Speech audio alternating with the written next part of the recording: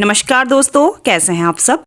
आज हम बात करेंगे गर्मियों में सबसे ज़्यादा फूल देने वाले पौधे के बारे में, जिसका नाम है पर्सलिन और पोर्चुलाका। पर्सलिन और पोर्चुलाका दो ऐसे फ्लावर प्लांट हैं जो गर्मियों भर हमें काफ़ी संख्या में फूल देते हैं। इसके साथ ही इन पौधों की केयर करना भी बहुत ही ज़्यादा आसान होता है। तो देखिए दोस्तों, इस टाइम पे अगर आप कुछ काम कर लेते हैं तो आपको गर्मियों में ज़्यादा मेहनत करने की ज़रूरत नहीं है। फिर गर्मियों में आपके वहाँ पे काफ़ी संख्या में पर्सलिन और पोर्चुलाका के फूल खिल जाएंगे। तो देखिए दोस्तों, जो मेरे पास पर्सलिन के पुराने पौधे हैं उसमें फ्लावर खिलने लग गए हैं। दूसरा प्लांट होता है पोर्चुलाका। पोर्चुलाका को कई जगह 9 o'clock, मॉस रोज और भी कई नामों से जाना जाता है। ये दोनों ही ऐसे पौधे हैं जिसे आप कटिंग से बहुत आसानी से लगा देते हैं। तो देखिए दोस्तों, अगर आपके पास भी इनके पुराने पौधे हैं तो इस टाइम पे आपको कुछ काम करना बहुत ज़्यादा ज़रूरी है। अगर आपके पास इनके पौधे नहीं है तो आप इधर उधर से इनकी छोटी छोटी कटिंग लाके इनको अभी इस टाइम पे कटिंग से ग्रो कर सकते हैं। इसलिए दोस्तों, जो हम काम आज इस पे कर रहे हैं उसे टाइम पे करना बहुत ज़्यादा ज़रूरी है, क्योंकि दोस्तों बाद में इस पौधे का फ्लावरिंग टाइम हो जाता है। उस टाइम पे आप इसमें ये काम फिर नहीं कर सकते। तो सबसे पहले तो दोस्तों, चाहे पर्सलिन का पौधा हो या फिर मॉस रोज का पौधा है, इस पौधे में ज़्यादा फ्लावरिंग के लिए इस पौधे को हमें घना बनाना बहुत ज़्यादा ज़रूरी है। क्योंकि जब पौधा हमारा काफ़ी ज़्यादा घना होगा, उसमें काफ़ी ज़्यादा ब्रांचें होंगी, तभी गर्मियों में उसमें काफ़ी संख्या में फ्लावरिंग होगी। तो इस टाइम पे आप अपने पौधे को घना बना सकते हैं।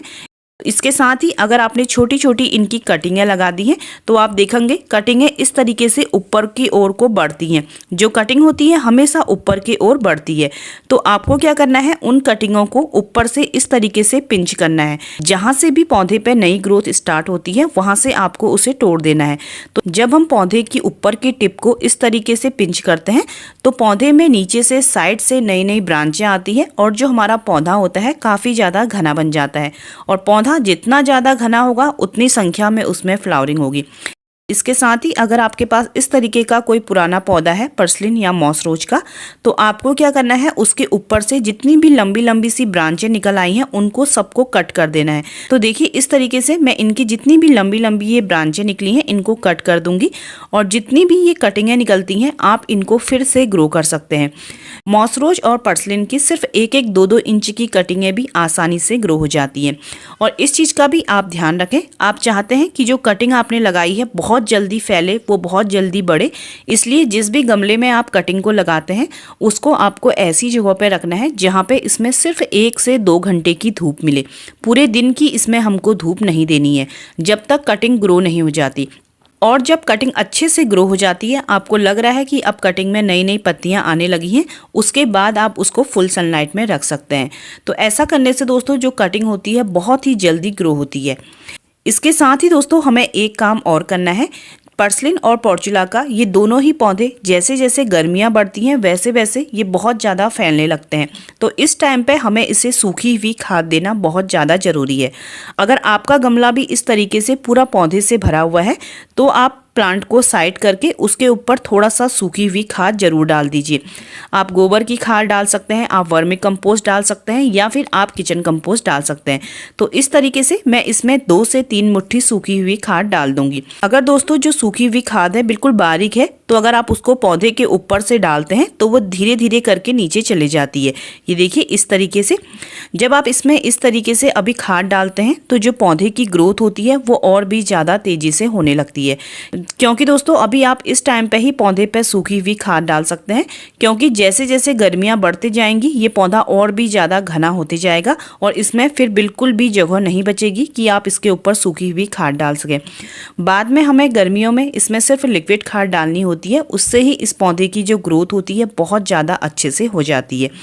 तो इस तरीके से मैंने पौधे में सूखी हुई खाद डाल दी है। इसके बाद दोस्तों जो इसकी एक्स्ट्रा जितनी भी ये कटिंग होती है आप इन कटिंगों को फेंकें ना। आप इन कटिंग को, अगर आपके पास कोई बड़ा गमला है और उसमें कोई पौधा लगा हुआ है तो आप उस पौधे के साइड साइड में इन कटिंगों को लगा सकते हैं। इससे 2 फायदे होते हैं दोस्तों। जब आप इस तरीके से कटिंग लगाते हैं, एक तो जो इस गमले में पुराना पौधा लगा है उसको गर्मी से बचाव हो जाता है। जब ये कटिंग धीरे धीरे पूरे गमले में फैलती है और जब गर्मियों के दिनों में बहुत ज़्यादा तेज़ धूप पड़ती है तो जो हमारा ये पुराना पौधा है इसमें गर्मी का असर बहुत कम पड़ता है। दूसरा दोस्तों, हमें एक ही गमले में दो दो फूल मिल जाते हैं। एक जो हमारा पुराना पौधा है उसमें फूल खिलेंगे, दूसरा जो नीचे जगह बच जाती है वहाँ पे ये जो वहाँ पे मॉसरोज और पर्सलिन पूरा नीचे से पौधे को घेर लेते हैं और जब ये खिलते हैं तो बहुत ज़्यादा सुंदर लगते हैं। तो इस टाइम पे दोस्तों ये दो काम करने आपको बहुत ज़्यादा ज़रूरी है। एक तो आप अपने पौधों में सूखी हुई खाद डाल दीजिए, दूसरा आपको अपने पौधे की पिंचिंग करते जाना है। जितनी भी नई नई टिप्स हैं उनको आपको ऊपर से तोड़ते जाना है, जिससे आपका पौधा काफ़ी ज़्यादा घना बने और उसमें उतनी ज़्यादा बाद में फ्लावरिंग हो। वीडियो अच्छा लगा हो तो मेरे चैनल को लाइक और सब्सक्राइब करिएगा। वीडियो देखने के लिए आप सभी का बहुत बहुत धन्यवाद।